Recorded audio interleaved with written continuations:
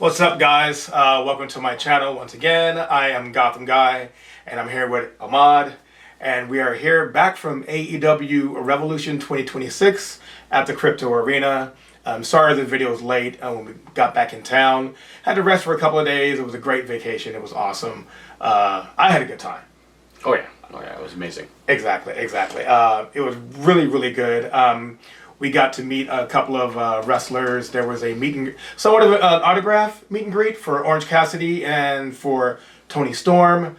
That was a very long process. Oh yeah, it was a morning process, for that, but it was definitely worth it. They were signing this comic book they did for DC Comics, and it was really cool.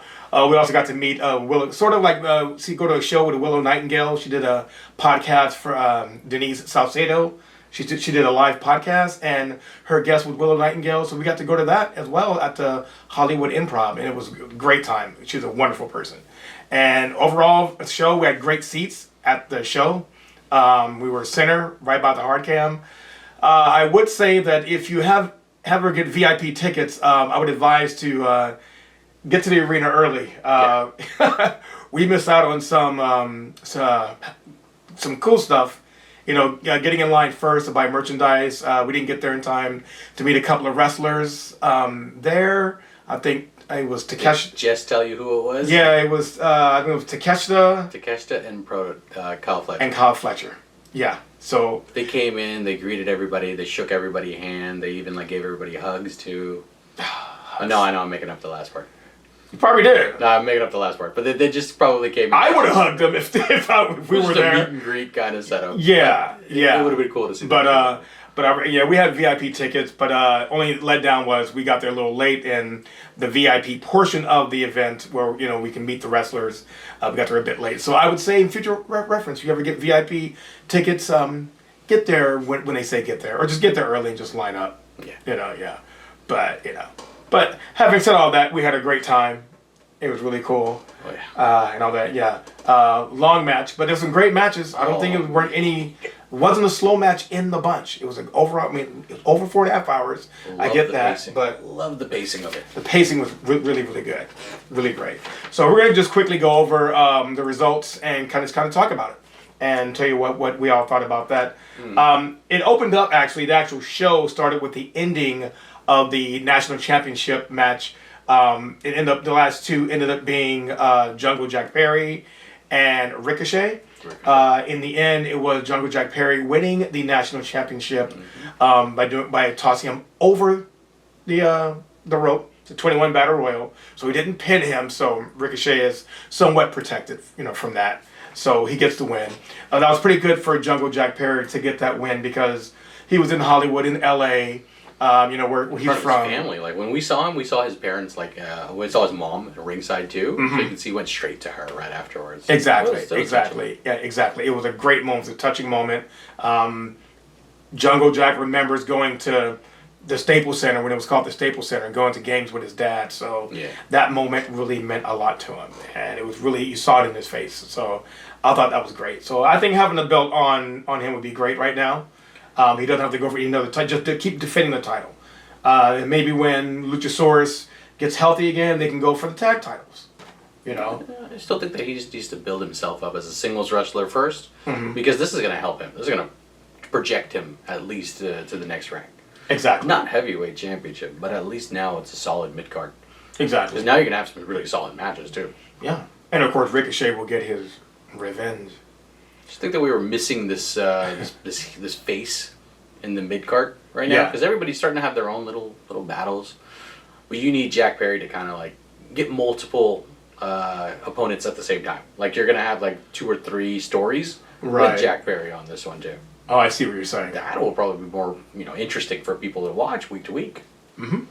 Yeah, I'd say that's a good idea. Luchasaurus, I still don't know if is he cleared to even wrestle. I don't know. He's not as big as he once was.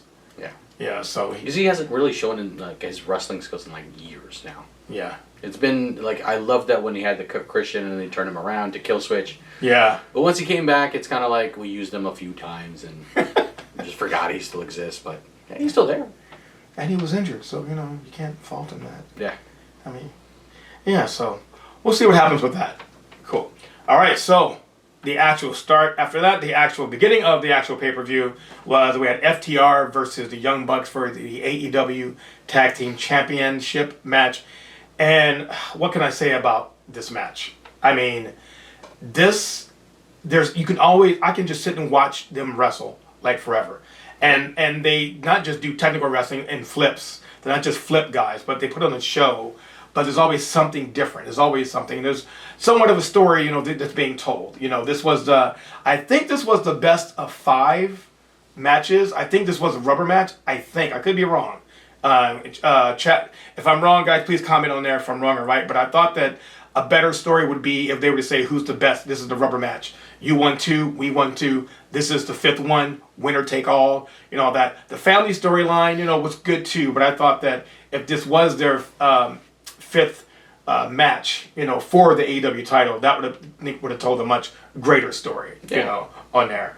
But the match overall was just fantastic. They were going back and forth with just kicks and just back body slams. They started bleeding. They were bleeding maybe 10 minutes into the match. Yeah. Matt Jackson's all bloodied up. There was actually a moment where Matt Jackson was outside the ring. He's about to give up, and he goes up to his son. Oh, by the way, their family was ringside. They brought their kids ringside. Brought him in the ring beforehand. Yeah. Exactly. All the celebrations. So they were the first time in LA Staples Center. So exactly. This was they've always wanted to do this with their family. So it made sense. Yeah. So they have to. So it's funny when that happened. We're like, oh, they're definitely going to win because they brought their family there. That's what I thought too. I was like, oh, this has got to be a W. There's no way you're bringing everybody out. Right. Exactly. Yeah. There's. But going back to his family, Matt's outside of the ring. He's exhausted. He leans to his son. His son grabs him and say, get back in there, Dad. I was like, get the F back in there, Dad. Do your job. Get there. And so he got motivated. That was an awesome scene, by the way. It was. Very, very, very emotional. Very much. The camera people, they knew when to cut and to zoom in. They knew the cameras people. Got him on the right one. They do storytelling as well. Which we were also on camera a few times, by the way. Oh, cool. I have to go back and check that out. Yeah. Cool.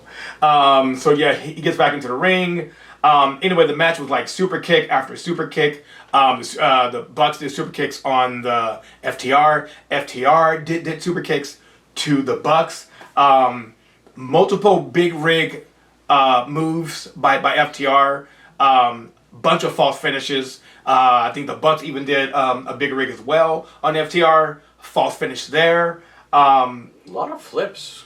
That was weird. And a lot of flips from FTR. Exactly. That's where you're like, and that's one thing this match was interesting is that FTR never really played down to the Bucks level. They refused because they were wrestle. They would say they had a motto called "No flips, just something." Yes. Yeah, exactly. But on this one, they matched the Bucks level. No flips, just fists. Exactly. But there was a lot of flips in this one. Yeah. As well as fists. It would beat them in their own game pretty much. Exactly. Because they got the W at the end. Yeah, exactly. It was a clean W too. It wasn't like it was a right. Exactly. a cheating maneuver. Right. Like a heel would have done. They beat him clean. They beat him clean. I mean, but it was touch and go. There was a lot of false finishes. There's actually the FTR did their super kick on the Bucks, goes to pin Nick. The rest count to 1, kick out at 1. Nick Jackson just kicks out. We're like, what? There's a lot of kickouts out of 1 in this pay-per-view, which some people had an issue with. I thought it was fine, but it was incredible. We just went back and forth. But in the end, FTR wins after another big rig from the top rope. Big rig from the top rope, does the big rig, gets the pin, 1, 2, 3.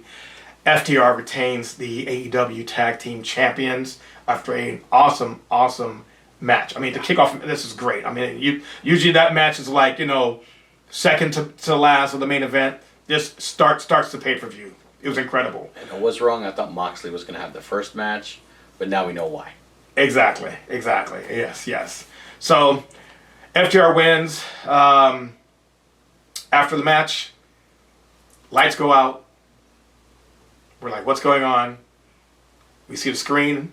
Screen pops up. Evenge. We see Evenge. We're like, Evenge? Could that be? And then, right after the left of Evenge, we see a capital R. Revenge. I've seen that t-shirt before. Screen goes out. All of a sudden, you hear, "You think you know me? Adam Copeland, or Cope, comes back after, 6 months of being gone. Comes back into the ring, on the ramp, walks down the ramp, walks halfway, stops, music cuts off, Christian music kicks in, and we're like, where's Christian? We don't know where it is. What's going on? Christian comes from behind the ring, behind FTR, sprays Dax in the face, does his move. Cope comes in, wrestle. They start wrestling, and then the Buck gets involved a little bit, toss him out of the ring. In the ring, you have the Young Bucks, and you also have Cope and Christian, and there's like this little brief stare down, both tag teams, and we're like, okay, we know what's going on here, because we don't know if there's going to be, okay, we know that Cope and Christian want those belts from FTR. They want payback, but you also see the match that the FTR just had with the Young Bucks. Young Bucks not just going to just let it go, so we don't know if it's going to be a triple threat down the road or a one-on-one. We'll find out. But that was a great way to kick off and a great surprise. I was hoping that Adam Copeland and Christian would come back. Heck, I was hoping they'd be in the pay-per-view, but I'll take this one. That reaction was insanely loud. Yeah. As soon as you see the Evenge, you're like, okay, and then you saw the R, and they're like, everybody went nuts. Exactly. Yeah. That was worth the pop. But that really started the good pace of the show, because it really was like a big surprise. Right. Exactly. But then we get our next match too. Next match, we have Mina Shafir against Timeless Toni Storm. Everyone is banned from ringside. So this match has been brewing up for a while. This rivalry has been going on a little bit between Tony and Orange Cassidy, Citrus Boy, of them fighting against the Death Riders and all that. When we don't know exactly where the Death Riders fall, is there heel, face, or whatnot. But this one feud had to happen. For sure, they were the heels in this role, though. Right. Versus the faces, which was Tony and Exactly. Man. Yeah. So in this match, in the beginning, Shafir put out a lot of offense in this match. Early on with her martial art kick, her super kicks, just going back and forth. She was just kicking Toni Storm in the gut and all that. Toni Storm did counter with some back body drops, some back body slams, but overall the kicks were just too much for her. So Toni figured why don't I just take her weapon away from her? Outside the ring, Toni grabs her foot and starts biting her foot off, which renders Shafir like, oh my God, I'm in pain. I can't use my foot anymore, and all that. So now she's human now. So Toni goes on some offense. She does more back body slams. She does about 2 or 3 I call it the sweet cheek music. They call it the hip attack. I call it the sweet cheek music. So I think it's kind of cool. Kind of a nod to Shawn Michaels. Does about 3 of those, followed by a Storm Zero, and we're thinking that's going to be the win at first, but no, Shafir kicks out of that. So okay, it's going to go the distance and all that stuff. Or we think it's going to go the distance. Mina does some more offense, tries to attack her, but she misses. Toni counters with one of the moves, grabs her, and does the good old-fashioned fruit roll-up and gets the pin 1, 2, 3, which is, I wouldn't say it was disappointing. It was a bit surprising, especially after the finishing move that Shafir kicked out of. But I think that kind of, since it was kind of surprise on Shafir's part, it kind of protects her in that way and everything. Sort of, though. It does, yeah, sort of. But either way, Toni gets the win, not using her finishing move, but using the fruit roll-up, as people like to call it. She gets the win. Mina's upset. Shafir's upset. Toni leaves the ring, goes down the ramp. On the stage, she's laying down, does her Toni, I'm timeless on the ground, and all that. And then all of a sudden we hear some surprise cheer / boos, like, what the heck's going on? We turn in the ring and we look, and out of nowhere, Ronda Rousey comes inside the ring. And we're like, what the heck? And we're like, oh, that's right, her and Shafir are friends, that's right. So Ronda Rousey comes in. 4 horsewomen.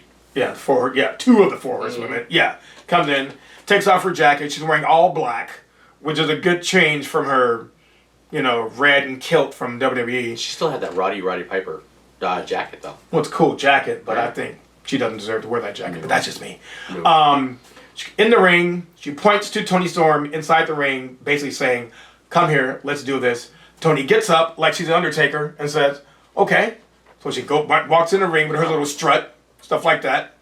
And as she gets towards Ronda Rousey, all the guards, security people come in, like, let's break it up, break it up, break it up. Don't do it. Save it for another time or whatever, and all that. And then Mina Shafir is outside the ring. She gets in. She sucker punches Tony while she's on the turnbuckle, like bam, like that. She gets really mad. So the whole thing's breaking up. They break up. Shafir and Ronda Rousey, they celebrate as they leave the outside of the ring in the crowd, stands, in the stands, and they leave out. So we're all like, okay, what's going to happen with that? Is it going to be like a tag team? Are they, going for Tony versus, Ronda Rousey? Her presence alone, yeah, I would say it's great for shock value, but I really don't want her to outstay her welcome in AEW. I thought that the pointing in the ring was a little too WWE. Yeah. I think if she wanted to if I was her, which I'm not, if I was Ronda Rousey, I would have actually done an attack on Tony while she was in the ring, indicate, yes, I'm all business. I'm not the same, Ronda Rousey. Now, granted, there's probably some stunt they're doing because she's fighting Gina Carano. Yeah, no matter. So it could have been just to hype that up. AEW could have some partnership, with that. So we'll see what happens. If it's just that, then great. Just a stunt to hype up their show. I don't even think you'll see a match. I think that was it from her. Hope to God. Only because we'll talk about the other one later. Exactly, yeah. There are reasons why we think that's not going to happen now. But at the time, we're like, oh my God.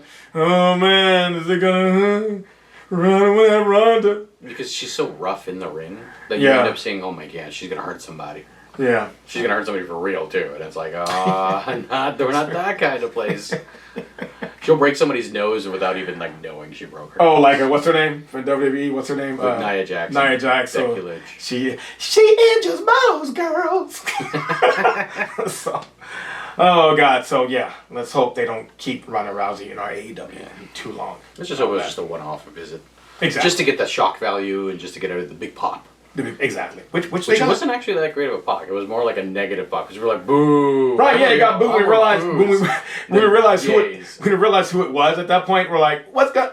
Oh, not her. It's her. Anybody but her. Yeah. Why are you here? What's going on? All right. So cool. All right. So after that match, from one Death Rider match to another one, we had pacing was amazing on this one because as soon as you leave, you have Marina Shafir leaving with Ronda. Just to meet up with Moxley in the outside. Yeah. And they all give high fives and pops. That was good. Good pacing setup. Exactly. Great pacing. Lead it to the other rather than calm it down. Because this was kind of a little bit of a letdown, this match. Right. So it wasn't like we were all yeah. We're all kind of that was it. Right. Okay. Exactly. Yeah. So then the next match really got it. Exactly. So the match he's referring to is Takeshita versus Moxley for the Continental title. No time limit in this match, which is great. So they definitely have to have a winner in this match. This match was just physical from bell to bell. It never gave up. Just a lot, just back and forth with Takeshita. Man, a lot of back and forth. A lot of back and forth. A lot of near falls too. I mean, Takeshita was putting on the he does his his Raging Fire move, and his power knee drive. You're thinking, okay, this is it. Every time he did his power knee drive finishing move, it's like Moxley would kick out. It was just a lot of kick outs in this, going back and forth, just physical to the end. Pretty much in the end, you think Moxley's had it. It's going to be done. You see Takeshita's going for his power knee drive as he's running towards Moxley. His knee gives out. He's like, oh my God, knee gives out. He can't do it. Moxley counters. Gets his win with his Death Rider, his final Death Rider, gets the win, 1, 2, 3. Moxley wins the match after a grueling match. We can't really explain the match. You got to just watch it. I mean, it's just so much detail, so much back and forth in this match. But I thought that we thought that Moxley was going to win because of the interference of the Don Callis. Takeshita's story. His story. You got to finish his story. I'm surprised they didn't turn on him. Yeah. I really thought they were going to turn on him. Yeah, this went just bell to bell. He won, fair and square. After the match, Moxley extends his hand out, saying, "Hey, great match." Because Moxley he's not, even though he gets booed, he's still the Moxley when he won the Continental title. It's like he's converted. And he's like, hey, I want to make this company better. And you see that in his matches. He wants to fight the best, beat the best, but yet have his opponents match his intensity. So whenever somebody does that, he extends his hand out and be like, yeah, hey, good match, good match. Takeshita tosses his hand back, saying, no, I don't want to do it. We all kind of boo. We're all like, come on, hug it out, hug it out. He stops, he turns around, he thinks about it, he goes, all right, shakes his hand. I think they hugged, I couldn't remember if it was just a handshake or a hug. Can't remember. Yeah, I can't remember. But anyway, he earned his respect. So Takeshita leaves, so Moxley celebrates, give us the middle finger, I'm the best or whatever.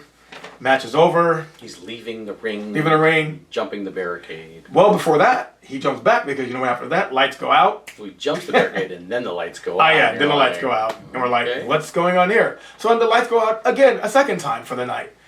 Lights go out. We see these lights. We see this room kind of glowing. A lot of, like this guy in a white laboratory coat. You see he's operating on somebody or somebody's in his chamber. It's a type of containment unit. Kind of a weird video. Kind of a weird video, but it lights up more, zoomed in. You see Ospreay with a respirator on. It's like he's trying to like get better, and he pumps him with energy, and then you see him just kind of like roar, like he's Luchasaurus, you know. And it says Ospreay. We're like, oh my god, we're like Ospreay is coming back at some point in the future. That's what we were thinking. Yeah, like a promo, we didn't know the future would be 5 seconds after the after that segment. Lights go out. Ospreay music hits. Ospreay comes out. We just go. Biggest pop of the night. Yeah. That was like the loudest you will hear that audience. And yes. That if you put like a decimal rating, it would have been like red. Yeah. That's how loud it was. So loud. That was probably one of the loudest I've ever heard it. Mm-hmm.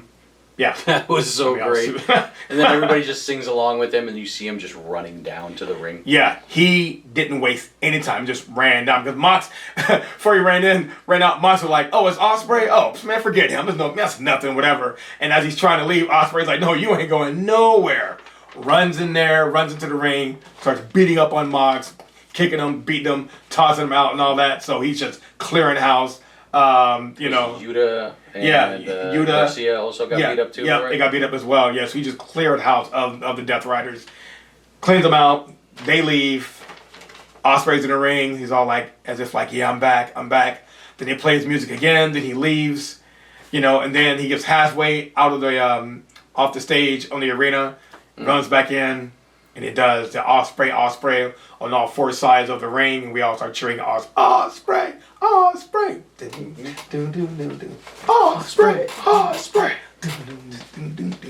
Ospreay. Yeah. We lost our voices after that one. Yeah, by that I think we went hoarse at that point. We lost our voice at that point. And if our voices are still lost, we're recovering still. Yeah, exactly. Yeah.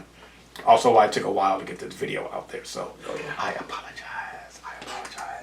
But yeah, that was a great moment. Great moment.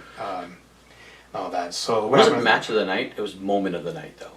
Having him back there was definitely like one of the moments of the night. That was the moment of the night. Well, yeah. That was a great match. You still haven't got to the end. And the greatest moment of the night, I would say, would be Ospreay with that. I think, even though we'll talk about what happened, down the road. Mm-hmm. But I would say that's probably the great, because we didn't know he was coming back so early. Mm-hmm. That was the thing. We're like, okay, he's in rehab or whatever. He's coming back.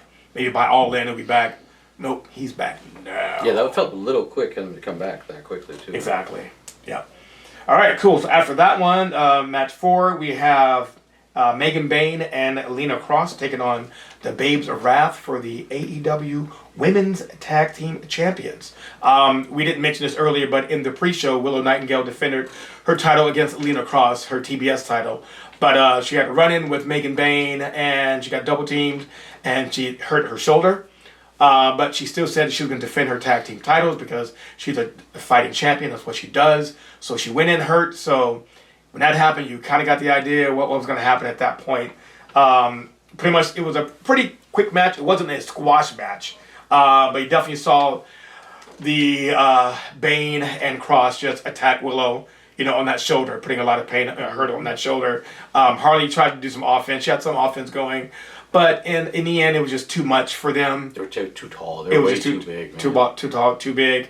In the end, they ended up beating the Babes of Wrath title. I think they did a double back body slam or double back pile driver, I believe it was. but it was Bane and Cross, and they both grabbed Willow, pulled her up, went down like that, got that move, got the 3 count, and got the win. So we have new women's tag team champions, which I'm okay with because I love them as a tag team. I know it was an accident because of Penelope Ford being injured, but Lena Cross and Bane, I think they just fit better. With all due respect to, Ford, I just love the way that they look. I agree. Yeah. Because they have a better connection.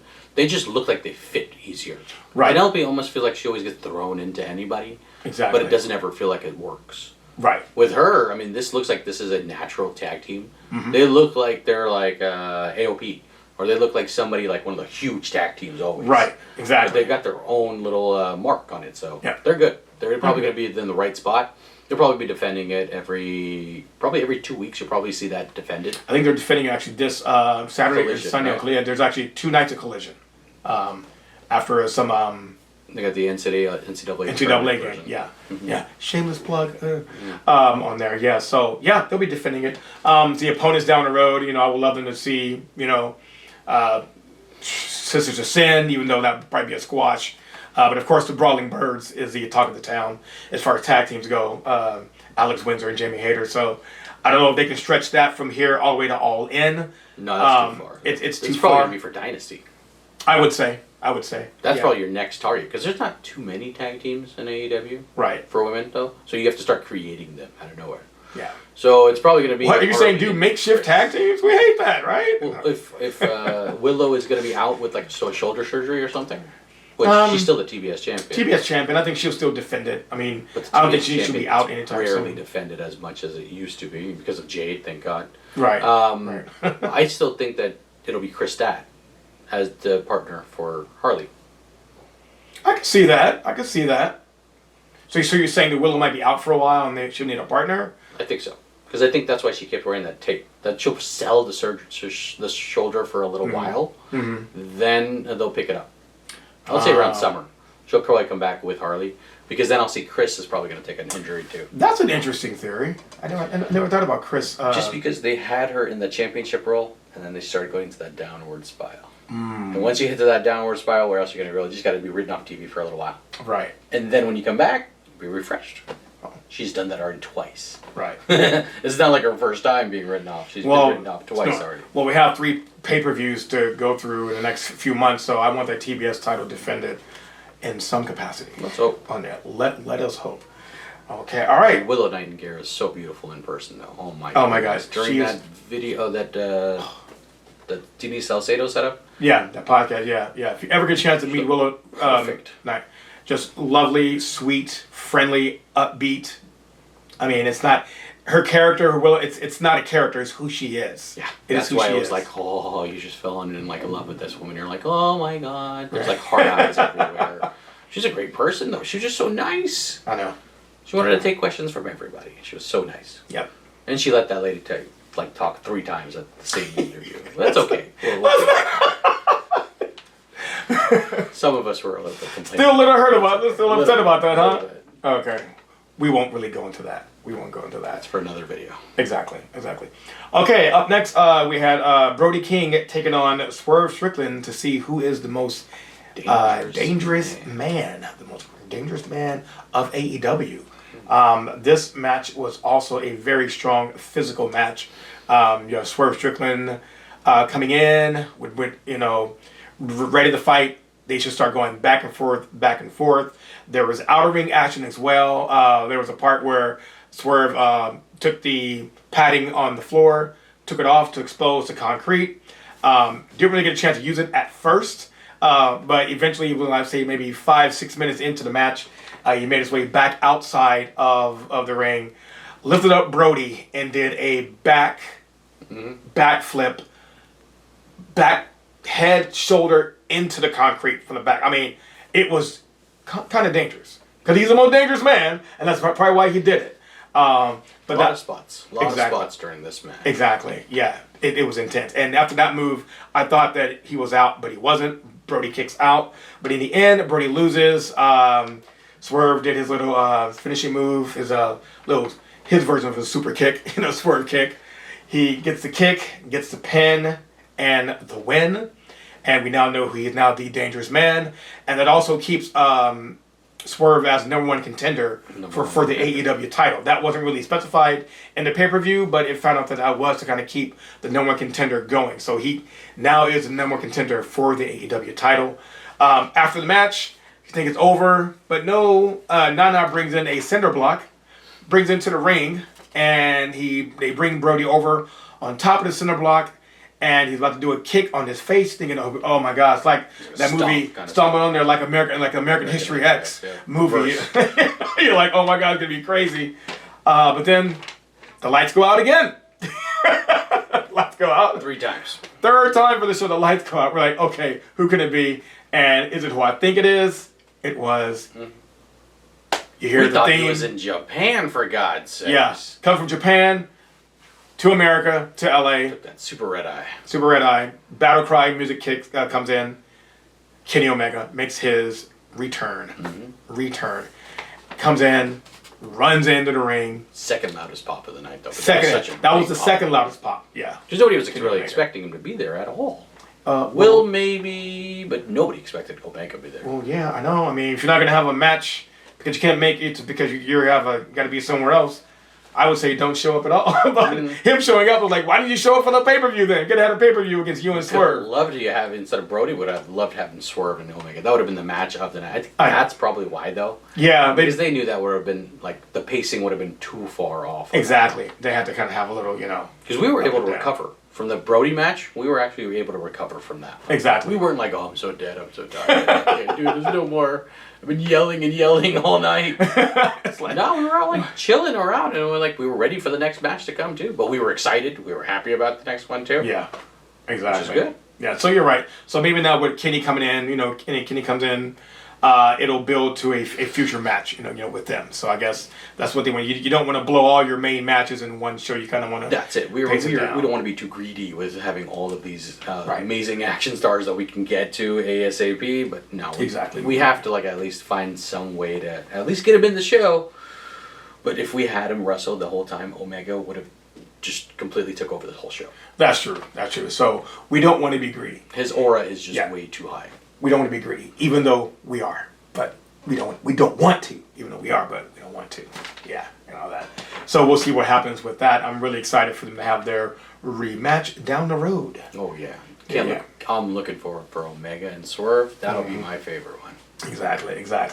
Next match after that was an AEW women's title. We have Chris Statlander taking on Tekla. Best 2 out of 3 falls for this match. So this match, this is where that pacing helps, because you took it from Swerve and Brody, but then you gave us like a little breather. Yeah, because this one was a longer match. Well, it should have been a longer match, but because it's 2 out of 3 falls. But the way that it was set up, though, we were all able to at least sit there, be calm. We were all able to sit down rather than, because most of us were standing the whole entire pay-per-view. Oh yeah, this one we were at least having a little couple of minutes of seats, and then we did stand up for a couple times. But go ahead. My apologies. Oh no, it's okay. No, you're right. I mean, we thought 2 out of 3 falls is going to be a very long, drawn out match. But even though it was 2 out of 3 falls, it didn't feel that long at all. It went into the match. Tekla doing her moves as well. She wants to use her belt. In one of the matches, part of the match, the ref sees her belt, says, "No, you can't. You use the belt." So he takes the belt away, from Tekla. She's upset about that. Tekla does get the first pin, but she had her hand on the ropes, I believe, on the first pin. Yeah. So she did a little. She cheated there. Yeah, exactly, on that pin, on the first pin. But later on, Chris Statlander gets the second pin. So it's now tied up 1-1. All that. So then in the third part of the match, Tekla's upset because she doesn't have her belt, so she gets the belt from the referee, the same guy who took her belt. So she knocks out the referee. The referee gets like a ref bump, takes the belt from him, starts hitting Statlander with the belt. She gets whooped on and stuff like that. But then again, she goes for a pin, kicks out. Statlander does her finishing move on Tekla, gets the pin, but of course the ref is unconscious because it's a ref bump, so she can't get the pin. So he's like, what's going on? So she had to leave. The ref wakes up, the match continues. And of course, out of nowhere comes Sisters of Sin, because I don't know why they didn't do a banned from ringside match for this one, because it was going to happen, going to be a run-in. Scissor Descent comes in. They distract Chris Statlander. Chris knocks him out. But then she turns around. She gets a spear from Tekla. After Tekla spears her. Does her pin. Gets the pin. 1, 2, 3. Yep. Tekla wins. Yeah. Tekla retains the title. I like Tekla's energy. I liked her in this match. At no point did she think that she was going to lose. I like her confidence. I didn't see Stat winning in this one at all. Like, even prediction, I knew that. Right. Not because I don't think she doesn't deserve to be, because I like her whole dark attitude she's doing right now. She took Tekla to the limit. And I love her being this strong, silent type Statlander versus the alien or, Saturday Night. But it's too soon. Tekla is, Yeah, that's why. That's why I was like, wait, she just got the belt a few months ago. I mean, they were selling her poster in the merch area, for God's sake. Her signed little poster. She's not going to lose this match, But, so it was a good match. So, of course, she deserves to stay as champion. Question is, where do you go from here? Not just with Tekla, but also with Statlander. Nice. Statlander lost a belt, lost a follow-up match. So what do you do now? What does she do? Does she... That's what I was thinking, the tag team route for Stat. The tag team route? Tekla's just going to get the next challenger coming up. Exactly. Who do you think that next challenger is going to be? That's a good question. There's a lot more gray area there. Just because they're running out of faces. Because you've really only got about, 4. I can think of somebody they can bring in. Somebody who's been dying to be champion. Who hasn't been champion, and that's the one belt she hasn't gotten. If you think Thunder Rosa is going to be the next one? Nope. Okay. Who's the belt collector in AEW? Mercedes? Yeah, although she's been losing her belts. Face, though? That's the only... Tekla against Mercedes? Because there's just none left. You've got Willow, Stat, Harley. Who else? That's what I'm saying. Thunder Rosa? You bring in Mercedes, you now okay... We have a reason to cheer for Mercedes now. It's not about I'm the CEO it's the one belt she has to win. She needs to win. Either. She's been there for over a year. She is AEW now because she is not the outsider like she was when she first got there. That's why they booed the hell out of her. Right, but now she took some time away, and now she's coming back. And now Tekla has the belt, and Tekla I don't see. She's never had that belt too. Yeah, exactly. I've got the one thing, Mercedes, you never had. What are you gonna do about it, She needs to stop doing the damn Speedy Gonzalez voice, man. Eva, what are you gonna do, Mercedes? Andale, I've got it. Mercedes I can speak Spanish too. No, jeez. I'm about to be married to a Spaniard. Okay? Right, exactly. I trained with Eddie, damn it. Don't try to out-Spanish me. So she wasn't even alive. She was in her teens. No, she idolized. Yeah. She idolized. She idolized. Yeah, exactly. Didn't train with her. I was just trying to stay in character here. But anyway, I can kind of see that happening. So we don't know. I'm just saying it's a possibility. But you're right. There are not that many faces left right now. You got Bane doing her thing. You got the Brawling Birds right now. They're a tag team, so you can't do Jamie Hayter. Jamie Hayter might be the only other one. Yeah. Well, Hayter has that one win against Tekla. She needs to come back, but unfortunately they dropped her. No, she's with the Brawling Birds. She's a tag team. That could. She needs to be separate. I know, but you can't just say, "Hey, I'm going for this belt." I mean, unless you pull a Willow Nightingale, I don't know, but we'll see. One person I want to see back because now, this is off topic here now, because it'll be Camille. You think Camille might come back? If she comes because she's got American Gladiators coming up. Oh yeah.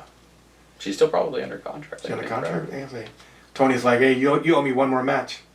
Or you want to put yourself on there so that people know who you are? Yeah. Great. Is that what we're doing now? We're just doing publicity matches. We're like, hi, you can also catch me on American Gladiators. We kind of need to do that now. Ronda Rousey did it the other night too. So. Well, that helps them more than AEW. That's all I'm saying. Yeah. Anyway, yeah. Moving on. Moving on from that. Our next match was the Trios title. Speedball, Mike Bailey, Kevin Knight, and Mystico against Okada, Fletcher, and Mark Davis. This actually was a match I actually got up to look for some merchandise because I didn't think that of all the matches there was any match to go to the bathroom or whatever. This would be the match because was insane. Because I'm thinking, it's not gonna go anywhere. This was a crazy match that the audience went nuts for. And I heard the audience when I was, out there, getting snacks and looking for merchandise. Predominantly Latino community because it's LA, so that's why they were all behind Mystico. So Mystico really just like had this. There's the biggest audience that's ever actually approved of Mystico outside of any kind of Mexico arena. So this was awesome for him. This was like as a good welcoming in too for AEW. Oh, it was. Oh, yeah. I mean, I hurried back actually. I was also looking for merchandise to see what I wanted Ahmad to buy since he lost the bet, which we'll go into. We didn't know about that yet. I know, but the point is, I was looking for what I might want. Couldn't really find anything, there. So I came back. The match was still going on. So it was a great, lot of energy, a lot of flips. Mystico landed all of them. Mystico, you would think that he would probably like drop it a couple of times on the top ropes. Yeah. No, he was landing everything. He was landing. It was pretty good. Yeah, it was great. I loved Kevin Knight and Mike Bailey. They had on their little Mystical mask. They kind of were like, hey, we're part of the Mystico. We're part of the Luchadors, or like that. That shows you how much that they really invested in Mystico because you had Kevin Knight and Speedball take their personalities and personas, right? Put it on the side, and like let's celebrate Mystico. Exactly. Because he is a legend in the industry. Exactly. Him, his family, everybody involved in there. Yeah. But now that we know, go ahead and tell them the rest. Oh, well, in the end, they end up winning the Trios title. Mark Davis, Bailey, and Mystico wins. I believe the finishing move, it was a crazy move. It was actually Kevin Knight did this crazy flip off the top rope onto Mark Davis while Mystico had Kyle Fletcher in a submission. Now, we know that Kyle was not going to tap out. That's not going to happen. It's Fletcher. I'm like, he's not tapping out of, Mystico. But he was at least incapacitated while Kevin Knight did this flip from the top rope out of nowhere and just landed on Mark Davis. The ref counts 1, 2, 3, bam. New Trios tag team. That was shocking in itself. Because everybody thought this was going to be like, okay, it's just a match. And also, I believe the Don Cal, they had just won those Trios titles, a week ago, 2 weeks ago? Yeah. Yeah, so we're like, okay, it's not going to go anywhere. They beat Hangman with them too. Exactly. So that was a big shock for us on that match. But what was a big shock for Mystico was that he didn't know this, but right after the match, they put the belts up in the air as champions. They hugged each other and all that. And then right on the top of the arena, right on stage, you see on the screen says Mystico is all elite. And Mystico's looking. I don't know if that was like, if he knew about that, or if that was just like, something they just did and just said it was a big shock to him. But he looked emotional. Some people out there in the audience was looking emotional, and that was a really, really good thing. So he'll be part-time, CML, as well as AEW. So, I'm pretty excited, to see that. Now that Mystico is over. He was like known in CML to be over. Now, knowing what he did in Revolution, super over. Yeah, exactly. So he'll be cheered in America, if he hasn't already. Big time. So I think that the downside here isn't because of Mystico. It's just what a year makes. Where last Revolution, match of the night, Ospreay versus Fletcher. Now he's kind of in a little bit of a throwaway 3-man tag. Exactly. Him and Okada. Right. Those are those are two titles. And again, you don't want to have the pay-per-view be 6 hours. God forbid we have a 6-hour pay-per-view. Once it goes back 4.5 hours, I'd be okay for 6 hours. But should we even do 2 nights? Exactly. Is this worth 2 nights? Is AEW Revolution a 2-night pay-per-view type of site? Well, the whole question about having this a pay-per-view being long is people are saying they're just showcasing people just to fit in for a pay-per-view. They're saying that pay-per-view should be for people who deserves to be on it, who's earned their right.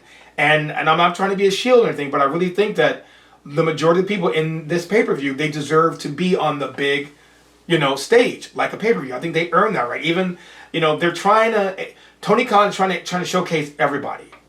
Paramount is, just bought, Warner Brothers. They need to get national. They need the most exposure they can get by doing these pay-per-views, by getting the best people that can be over exposed. Tony is on a mission to do this. Split that. 13 matches can turn into 7 or 6 apiece per night. That would be night 1, night 2. This way you give each one about 30 minutes to 35 minutes per match. You perform like the best type of matches, you will definitely still draw the audience. You'll still draw the crowd. You'll probably make them even more satisfied. But now, because now you can put Omega in the next night match. I see what you're saying. You can get Swerve to get into that kind of match. Or you can get a match for night one and then also do it at night 2.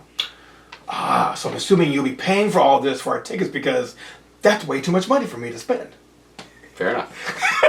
No, sounds great. Fair enough. So you heard it here. He'll be, both 2 nights AEW events for, You better give us a discount, Tony, if we're going to be doing 2 nights, man. There's got to be some kind of package, a VIP package. Okay. But let's actually do the VIP this time, sir. let's go ahead and try to do a VIP. At least the lady next to me gave me her lanyard. That was nice of her. It was nice. It was a little weird, but it was nice of her. Hey. I don't know why you just gave up that beautiful thing. But all right, I'll take it. We'll take well, yeah, we'll make sure we do a better VIP and we get there early. But anyway, I'd say just do the 1 night right now, not just 2 nights. You don't have to, but I like your idea. I mean, it wouldn't hurt. It's a thought. But why be WWE? You don't have to. But All In could be a 2-night pay-per-view. I can see that. Yeah, that I can see. Because at Wembley, if you're gonna do 2 nights at Wembley and sold out, my God. Or do it All In and All Out and have that be a 2-night event. Oh, All Out following it? Yeah. Okay. Although it still have to be in the same arena. You can't do, All In and, and stuff like that. Fair. All right. Our next match we have. So after that nice little, luchador type match, what better than to go into another luchador type match? We had Bandito taking on Andrade El Idolo. And this match was a lot. I would say this match was fun. The crowd loved this match. Yeah, it was a fun match. This is one of those. Andrade's definitely for the crowd. Yeah, he's definitely. People fucking love this guy so much. I was in there yelling out, "Take off your pants!" Yeah, exactly. It was so random because he was just. I think it was also Bandito took off his pants too, and then so did Andrade. He's like, "All right, fine, I'll take mine off too." Yeah, but I loved.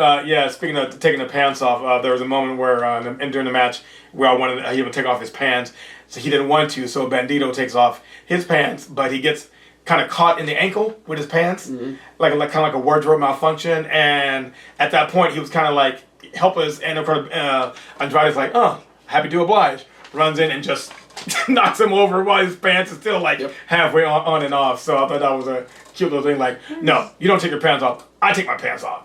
That's my thing. That's my shtick.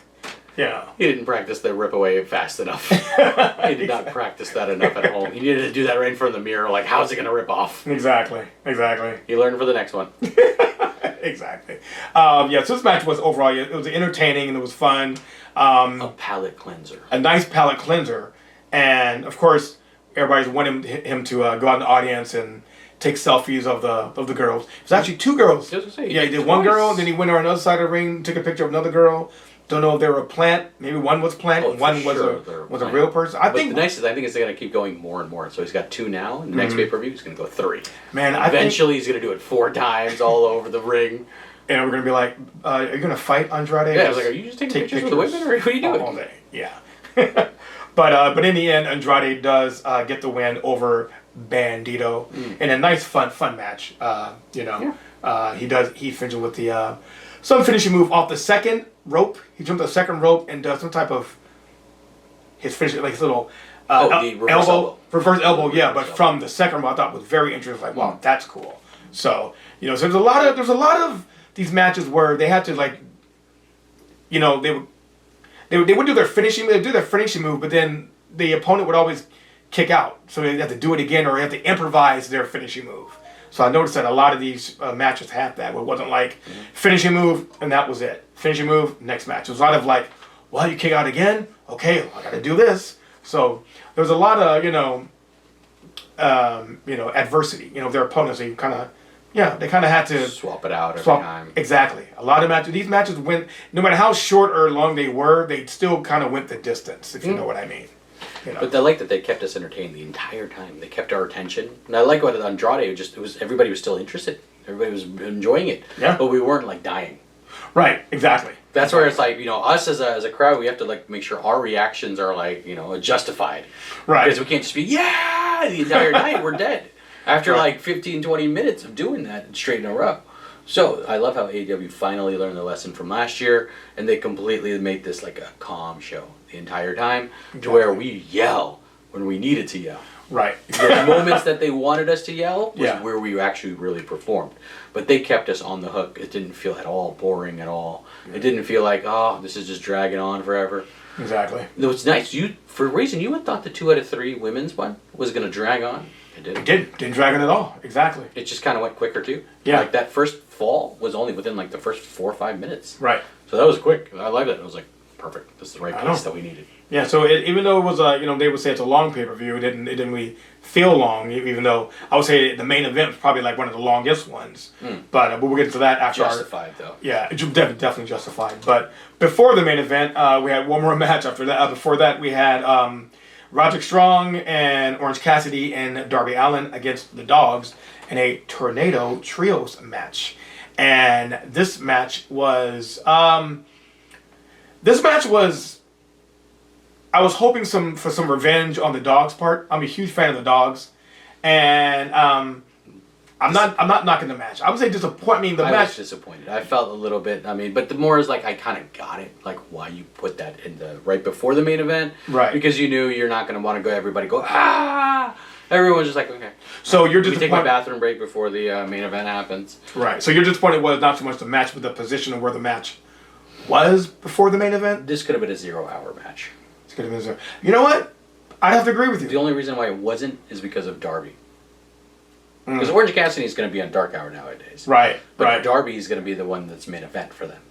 So that's why they're always going to keep pushing and pushing at him. He's even been talking about other things afterwards. Gotcha. But that's where I would have given it, at least the first second match, that's where I would have started this one. If Okay. not 0 hour.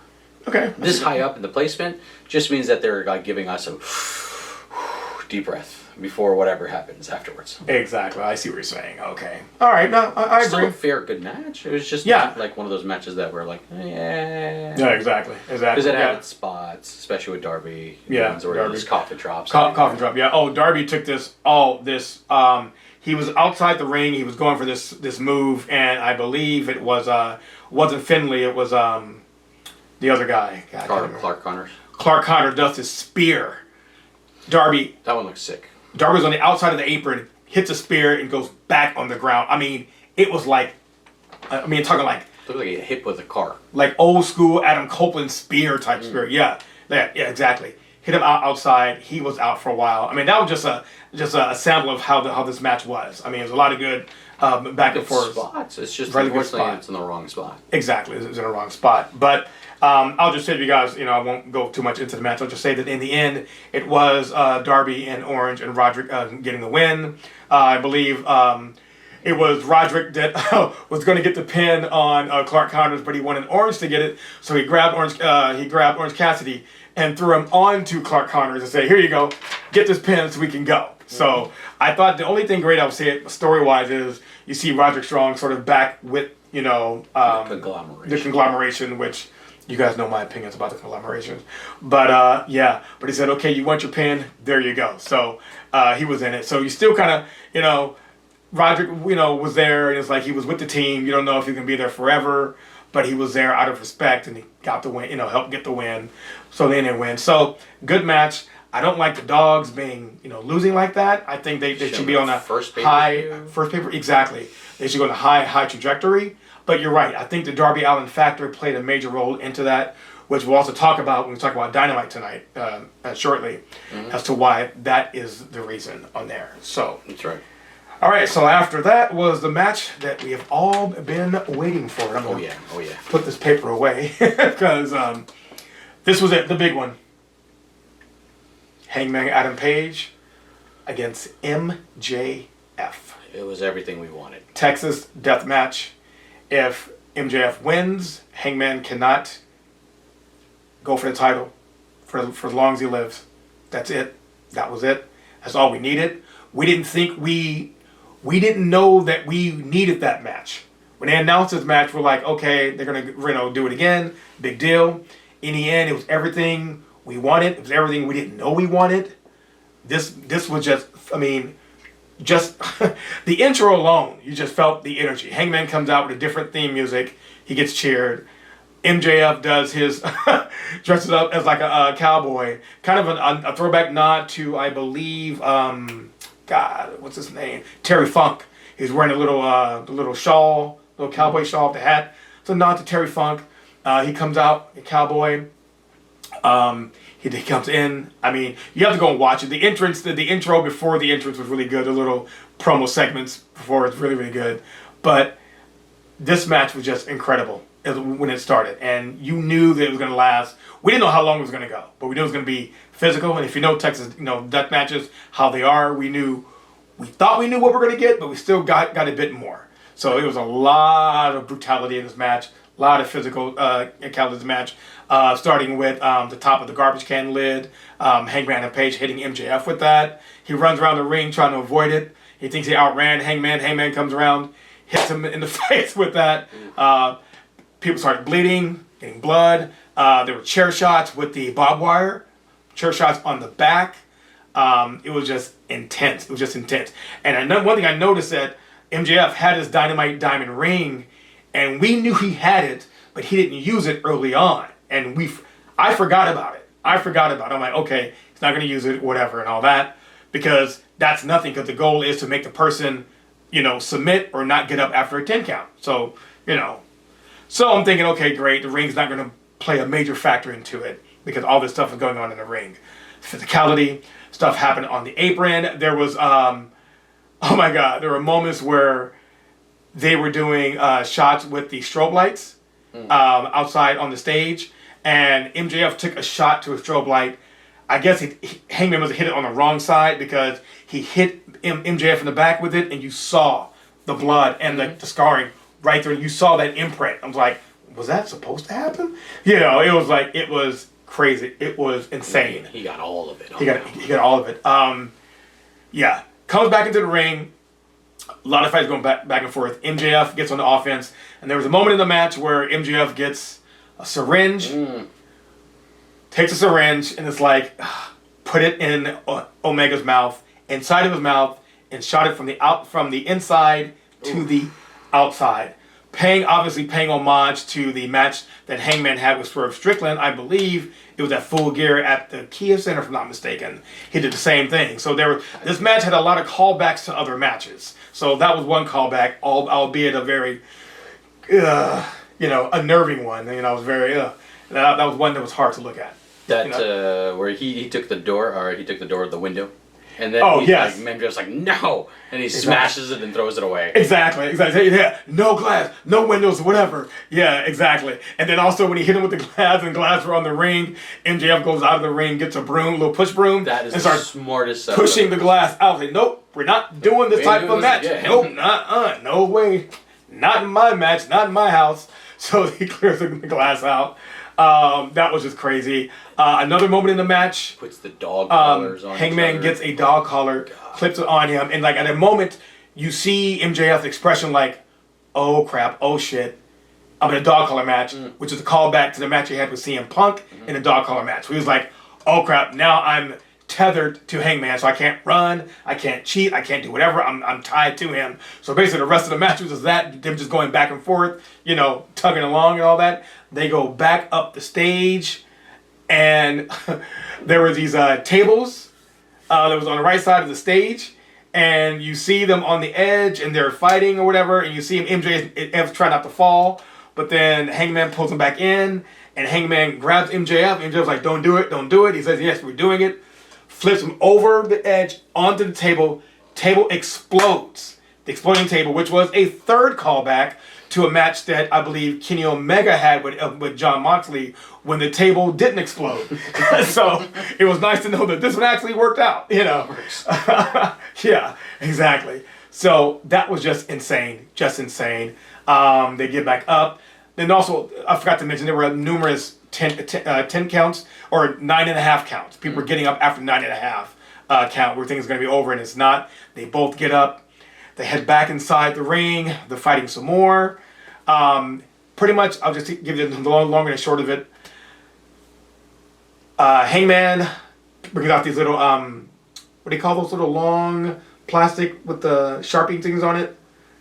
MJF had it. It happened to him. But it was a whole bunch of them, like this little wooden like Oh, the toothpick sticks. the toothpick, yeah, wooden toothpicks, yeah. Overgrown toothpick Overgrown sticks. toothpick, yeah, exactly. The one that Moxley had in his. Exactly, yeah. Anyway, Hangman grabs that, puts it on MJ's head, hits his head over it, impales it. There's like pieces falling off and pieces still hanging on. And then while he does that, he goes and does the buckshot, clothesline on the buckshot, and you think it's going to be over or whatever. No, MJF, he still gets up. But then in the end, Hangman goes for a move, and as he does, the Dynamite Diamond Ring, which I didn't think about this.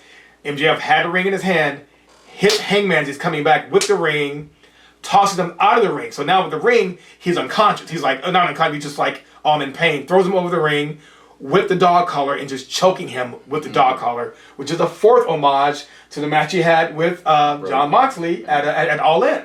Like that. Yeah. Chokes Hangman. Hangman's choking. He's all like, oh, passes out. And once MJ realizes he passed out, he lets go of the rope. Hangman hits the ground. Ref counts to 10. MJ's like, hurry up, hurry up, hurry up. Counts to 10. Match is over. MJF is still your AEW champion. He defeats Hangman Adam Page in a Texas death match. So he beat him at his own game. And he beat him with the long-term booking because he beat him with the diamond ring that he won from Hangman Page. You know what? I didn't realize that. A lot of callbacks in this one. Exactly. They booked it out way far in advance, this one. Oh yeah. Yeah, I think this was like the longest match. I think it went about 47 minutes plus, something like that. Yeah, we went overtime with this one. I think we almost ended it at near 10 o'clock almost. Yeah. But given what all took place though, in hindsight, I'm glad they didn't make it short. We saw all this cool stuff, all this great storytelling. Now, if that means that the show runs an extra 30 minutes, I'm okay with that. I'm sure you see some people that are complaining about it, but not me. Obviously, if you're the viewer, you're like, okay, it's a long pay-per-view, but let's be honest. If the pay-per-view ended 30 minutes early, were you really going to go to bed right after? Of course not. Sure, you're going to talk about what happened during the pay-per-view, or watch the highlight, or watch the media scrum. So you weren't really going to go to bed.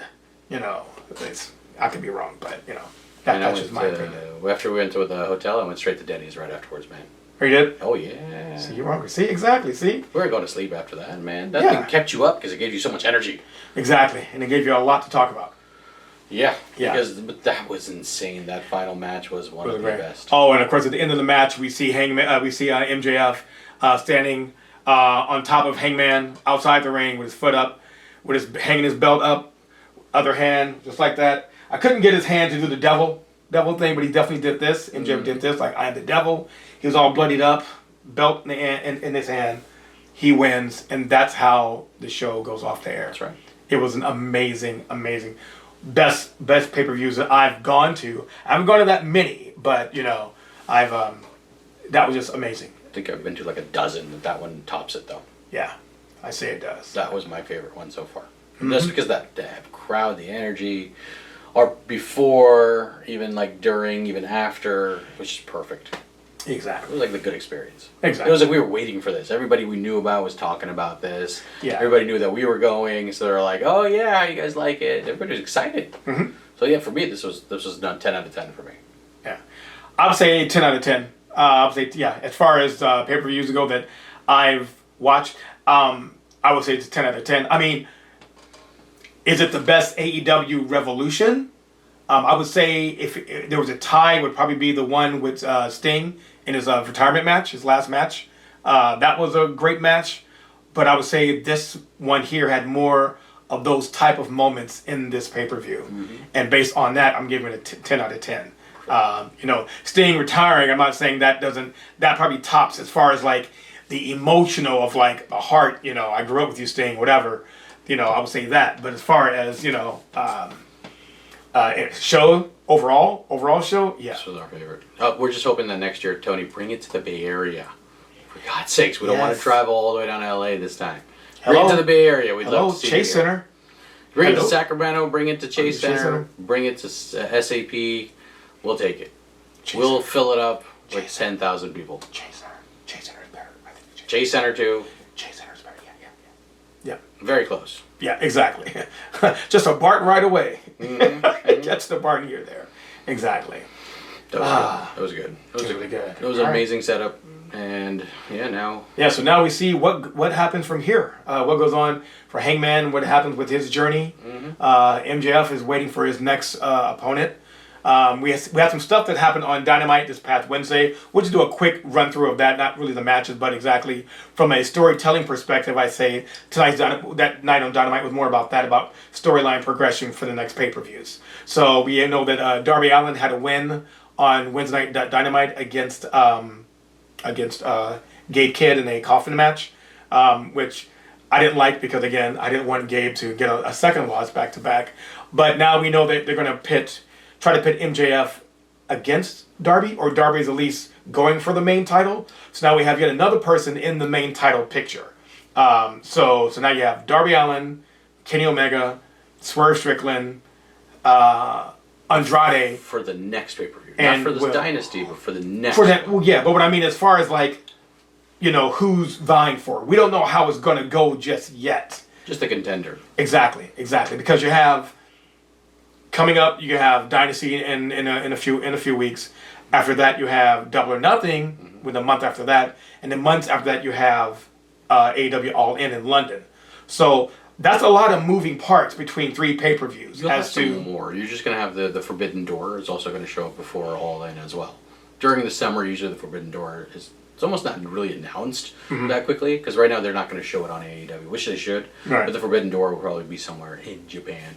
That's why you're not going to probably announce it here. Gotcha. I see what makes sense, because that'll be the crossover event in case if there's any New Japan stars left. Then we can be able to have them fight these guys, or have the guys that are New Japan here fight the ones that are AEW. Right. You'll have the dogs definitely on that show. I hope that. Probably presented better. I hope the dogs just come on, trios titles, just do it. I mean, I think, remember in the trios match when we thought that Kevin Knight was going to turn heel and they would lose the belts because of that, but they didn't, and now they're Mystico. So maybe they'll lose the belts down the road against the dogs, and maybe Knight will turn heel. Mystico can't turn heel. He's a good guy. Of course, he needs love. So maybe they'll cost him the trios match because of Kevin Knight want to be a bigger star than just being a trios champion. So that sounds like that they're gonna. I have a feeling that Kevin Knight might join Swerve eventually. I can see that happening.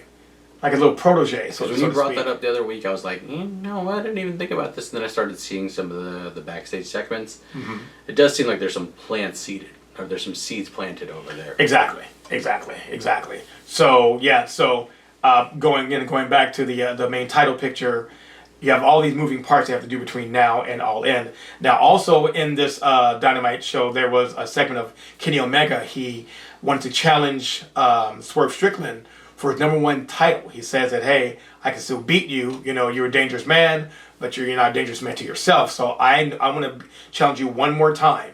Winner take all. I want the #1 contender spot, you and me, to fight.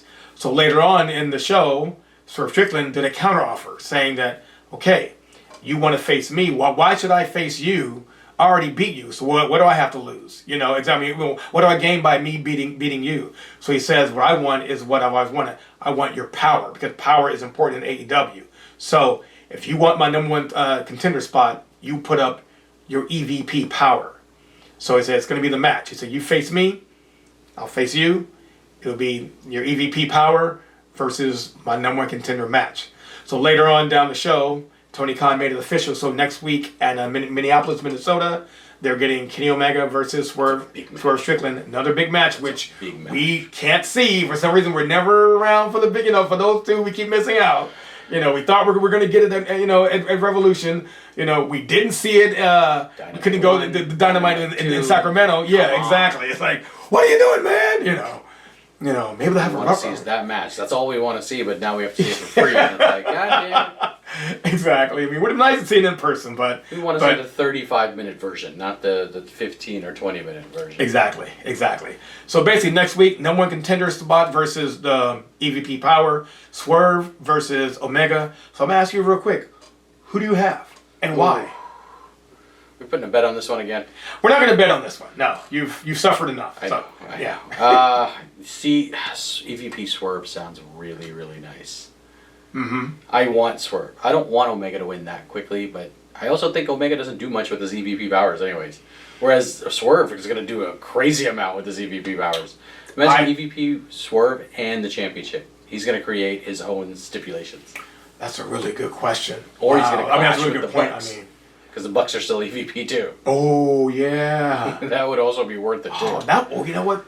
You can create a whole storyline with that. Like, you know what? That's a good question, because one thing I noticed that I do as a AEW or just a wrestling fan in general is that you book stuff in your head, right? You're like, oh, this would be cool to do this, but sometimes you don't see what's being told. You just want to see what the end. You want to see what you want to see towards the end. It's kind of like we wanted Andrade against MJF for Revolution, and we're like, oh, it's going to be Hangman and MJF again. Okay, that's gonna be kind of wah or whatever. But in the end, it was the best thing ever, and we saw why it happened. The storyline made sense. I was just looking too far down on what I wanted to see. I want to see a great match, and I had to look at the storyline that was being told. I have a habit of doing that. I can't speak for anybody else, but sometimes I'm guilty of that. I don't see the building blocks until I go back and I'm like, oh, like an M. Night Shyamalan movie. Where he's like, oh, he was dead already, and here are the clues. Oh, of course, blah, blah, whatever, all that stuff. So I could see that is a very, very good from a storytelling perspective with Swerve Strickland being in power, being with the Bucks, who cost him the title, and everything like that. It just seems more plausible to me. Have like more reactions out of it, more people to be like, stay tuned. Exactly. So what is Swerve going to do now? Exactly. Because Swerve's going to run the show. And then does he face MJF for that? He'll face MJF. What happens with that? You have two heels going at it. It's heel Swerve. That's what I'm saying. Heel Swerve is going to go nuts. Exactly. But then we already saw MJF, heel MJF going nuts already in this, Now, what if he goes face? Could happen. Yeah. So that's a theory right there. Because that way Omega loses his shot. Omega now goes to another title. He's out of the world title picture. He just did this just to kind of get there. To show himself. Right. But now it's going to be Swerve as the bad guy and MJF as a good guy. Mm-hmm. Now, all that is great. Now, here's why I'm saying that I don't think it's going to happen like that. Nah. But here's why I think I love that storytelling. You're right. But Kenny Omega, Will Ospreay, that's the match they all want to see at All In. But it won't be for the title. It's going to be for the title. Ospreay's going to win. Ospreay's back. All this is geared for him to win the championship title. Maybe Okada at All In. Forget Okada's title. Okada's title, he hasn't even defended it in how long? That's why he needs to take it off of him. Yeah. Somebody needs to take it off. Okay. Maybe Kenny can. Maybe somebody. I don't know. Maybe somebody can. But it's got to be Kenny Omega and Ospreay's going against for Moxley's title right now. Well, that's yeah. I mean, it'll be for the title. I mean, if he's getting revenge against him and the Death Riders. What about a triple threat between Ospreay, Omega, and Moxley? Because you got to realize, we would love Ospreay, we would love Omega, but they're both not the same Ospreay and Omega. True that. 35-minute match, 40-minute match for those guys probably is not going to exist anymore. One's got a neck fusion, the other one's got diverticulitis. We can get to that. I don't know. This is going to be rough. Maybe they're doing matches in they're taking their time with it. So in the end, as we get to All In or Dynasty or Double or Nothing, we get those long matches that we so fondly remember. We can only that we know of. We want a fantasy book at all we want, unfortunately. I know. I'm just saying the reason why is because if the end goal is for Ospreay to win the title, I don't think it'd be against MJF because they already did that in All In the previous year for the All American title, I believe, when MJF had it. They're playing too long of a game with him right now. Well, he should have been the champion already. Oh, I know. With this long, he's already been in AEW. Yeah, he probably should have been a champion already. They've given that championship off to only the few same people. That's true. Like you're gonna give the Hangman, MJF, Swerve, Omega, Mox. Right. And then they don't have an AEW outsider. There really is only 5 champions right now in AEW. And that belt has been around for 6 years now? 7 years? Well, that's why it's time to go to Ospreay. But it's got to be. Punk is the only other one. Punk is gone. Yeah. Rhodes never got it. Cody never got it. Jericho got it. Jericho's gone.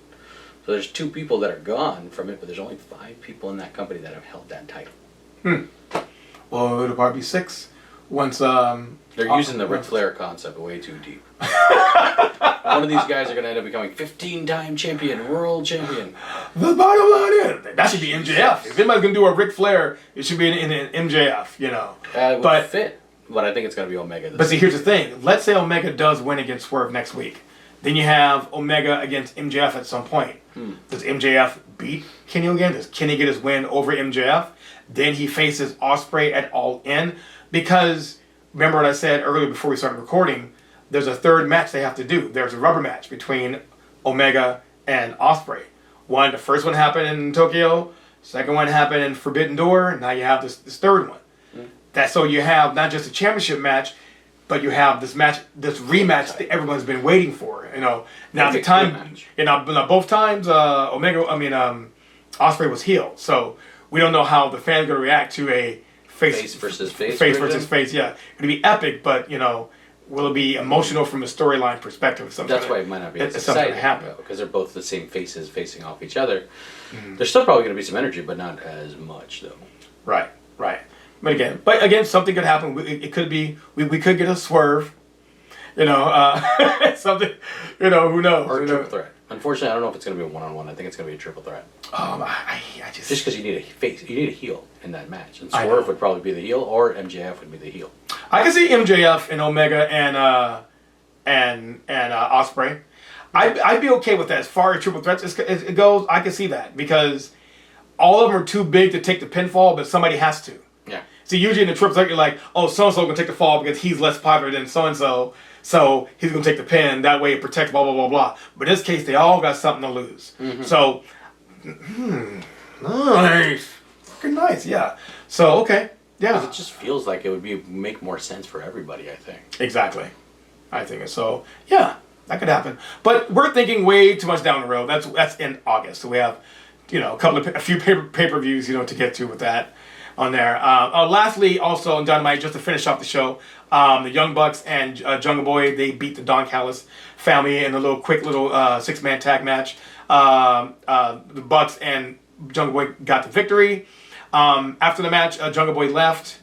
Bucks started talking about, they came this close to winning the titles, but they're going to dust themselves off, pick themselves up, and there's not a person or a team that can stop them. Cue the music. You think you know me. Cope comes out. Christian comes out. They go into the ring. And this is after the match. So this is like the segment before the end of the show, which I thought was kind of cool. I will say that Dynamite did a good job of having a lot of storylines interwoven throughout the show, even though the matches wasn't as epic, especially after what we got from Revolution. But I thought from a storyline perspective of of a flowing narrative, it did a good job of kind of starting something new, Crowd wasn't there, but at least the action and the sequences, it did pretty well. Exactly.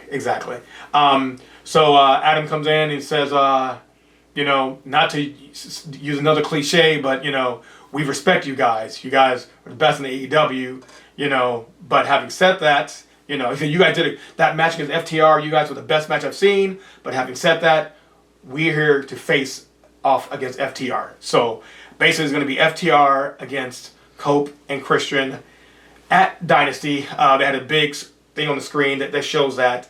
The Bucks didn't like that too much, and they're about to scuffle a little bit, but then FTR comes out as well. FTR, Stokely about to say something, but then they told Stokely to shut up. Stokely got mad, said, go ahead and get him.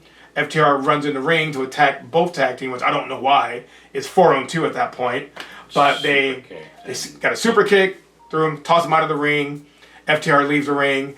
And then you see the belt on the ground. Cope goes for the belt. Mark Jackson goes for the belt. So there's also cool. There's this tug of war with the AEW tag team belts. Like, I want it. And they're like, okay. So they threw it down.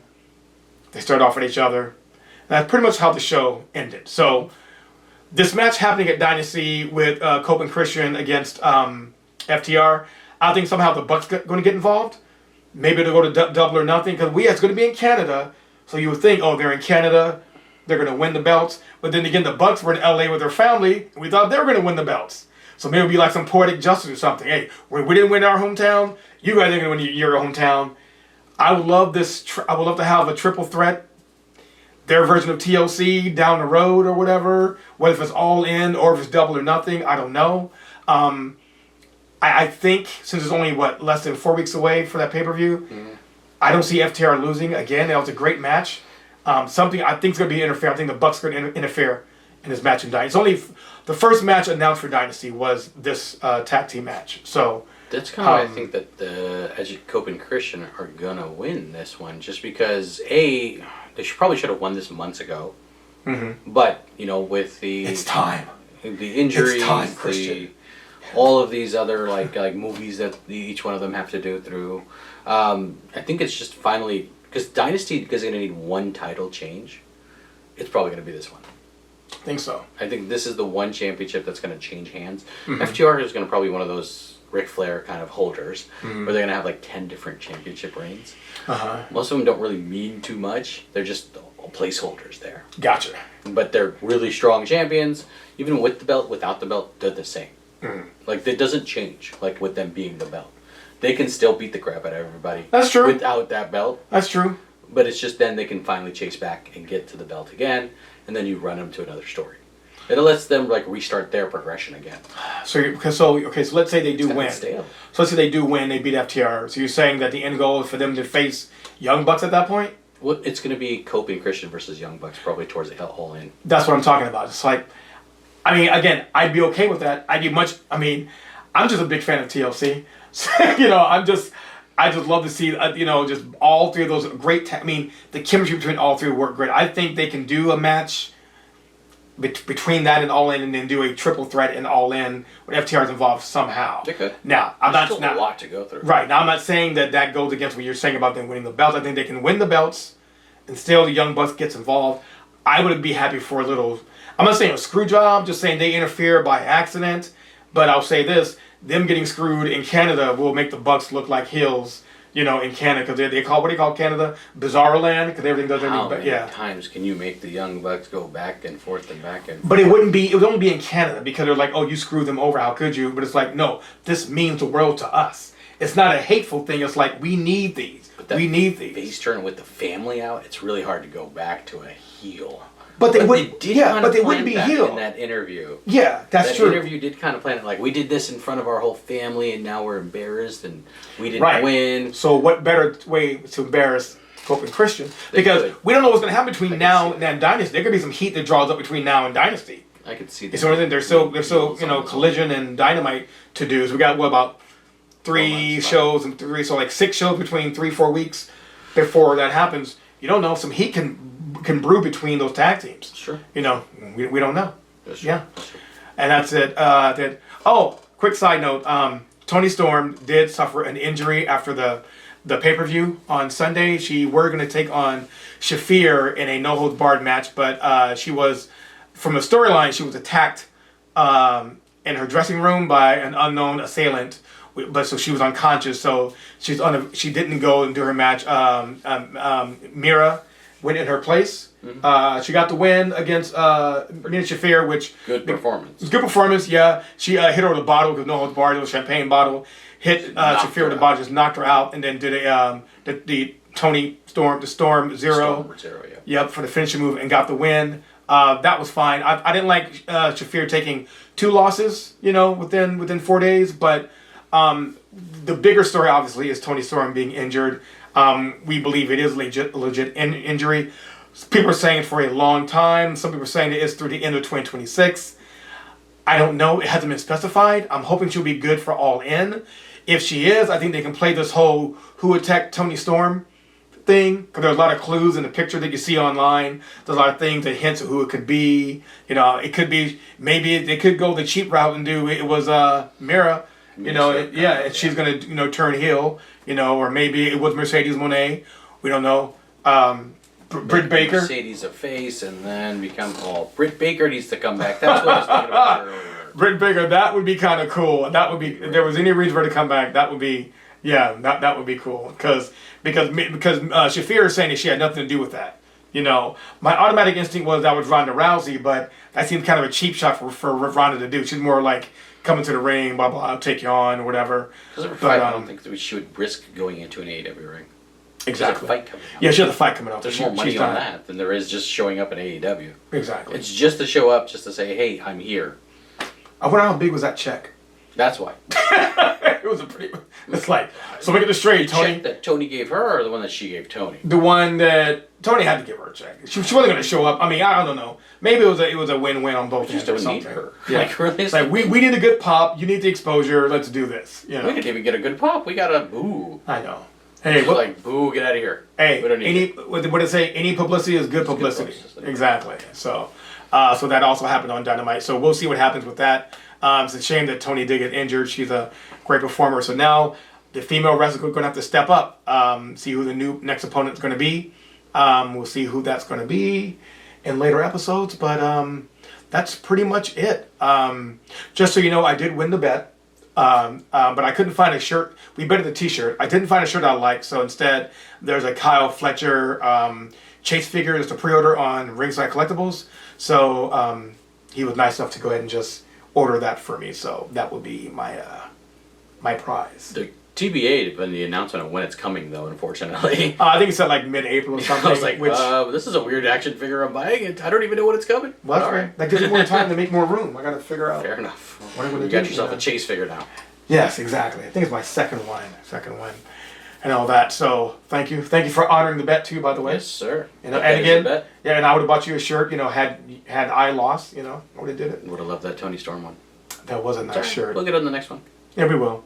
We will. We got more to come. We have way more to come on this one. Oh, yeah. And if they do have another pay-per-view or another Collision or Dynamite in the local area, you'll definitely be finding us there. Exactly. We're going to try to get a closer seat, even though we were close. Kind of way closer. It won't cost much. Not as much as the Revolution was. No, it won't. These ones you'll get like for $100 you can get to the front. Perfect. That's what we want. Were you? All right, maybe $200. Where do you shop? No, I'm kidding. I did get a deal one time in Sacramento.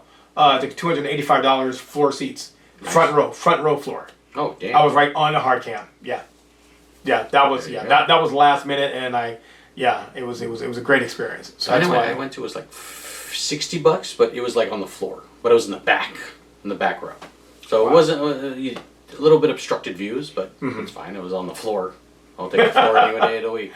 It was the one where like Moxley would come into the right entrance and you'd see him right there. And you're like, hey, there's Moxley right there. Oh wow, you got lucky. He was like right in front of you, but then he's still like you have to like run up to him just to see him. And I was like, I don't want to be that guy that runs up. He's like, what the heck? Oh. Definitely be on the camera, but you'd have to be that guy that runs up. Oh guys, I'm coming. I can't wait to see you, Death Rider. No. Hilarious. All right. But either way.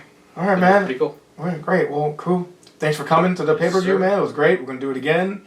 If you guys have any comments or questions, and please put it in the comment section. Who do you think is going to be the final two for All In August? We know it's going to be Ospreay. It's a done deal. But who will he face? MJF, Swerve, Darby Allin, Omega, the rubber match. Please comment. Let me know what you think. I'd be very interested in knowing, your opinions, and explain why if you can. That'd be cool too. And don't forget, like and subscribe. Thank you. I appreciate that. It's our second show. I'll be doing more shows, down the road, whether it's wrestling, comic books, movies, movie trailer reactions, things like that. So, I'm getting in my groove, so I'm getting there. Comment what you want us to talk about. We'll put out there a podcast for it. Oh, definitely. Yeah. Is there anything you want us to talk about? We'll definitely do a show about it or a video segment. Yeah, just let us know. All right. Well, having said that, we're signing off. Gotham Guy. Ahmad, thank you again for being a guest. Yes, sir. Appreciate it. Take care. Thanks and we'll see you next time. You're welcome.